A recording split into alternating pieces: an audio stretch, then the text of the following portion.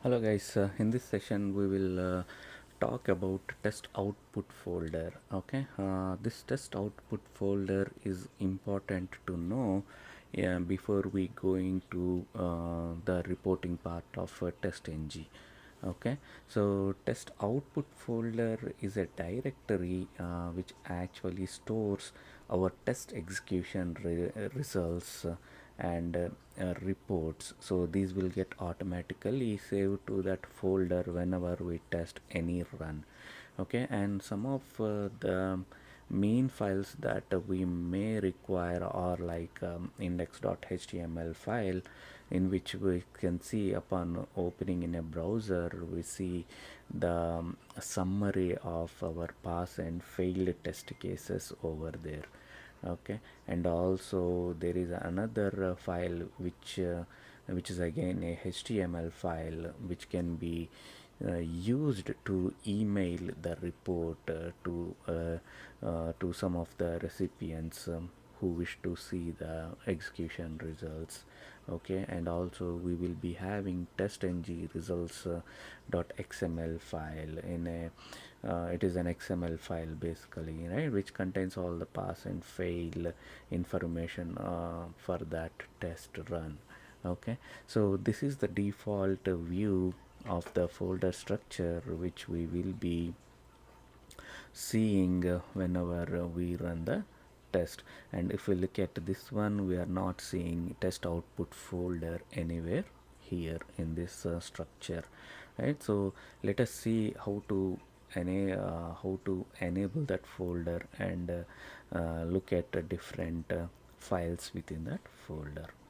Okay, so this is our TestNG series project, and here I have run some tests. So basically from our previous execution or from the previous session, right? So we have two tests failed and three passed, and we want to, if we want to look at the report, we need the test output folder.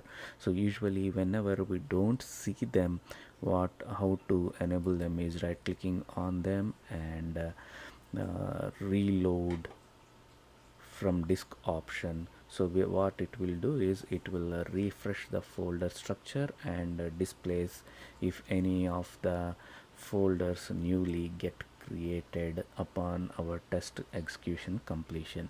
Okay, let us refresh this one. So even after refreshing, we don't see the test output folder getting generated here. Okay, so basically that folder, test folder, is being hidden from displaying in IntelliJ.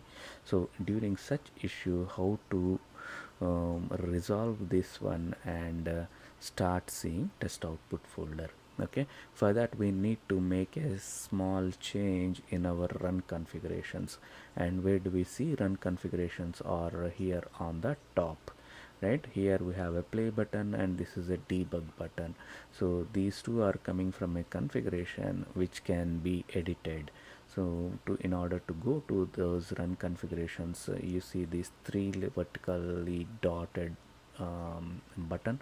Click on that, and here we will find edit option.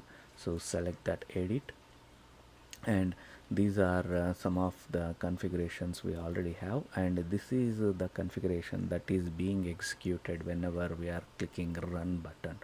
Okay, we will select that run configuration. We can select anything, but this is the one which is running upon we click our play button. So I am selecting that one. And if you look at these three tabs over here, one is JDK settings, parameters, and listeners. We have to go to listeners, and if you scroll down on this tab, we will see one default reporters option, right? So this currently is unchecked, so we will be actually enabling it by selecting that one, clicking apply and OK. Right now, after doing that enablement of that option, let us run our tests again. Right, our text execution completed, and now we see this test output folder automatically populating. So now it is displaying, and if you go inside the test output folder, we see most of the files, and index.html is one of them. I was mentioning before, testng results.xml. So these all reports, this is emailable report.html.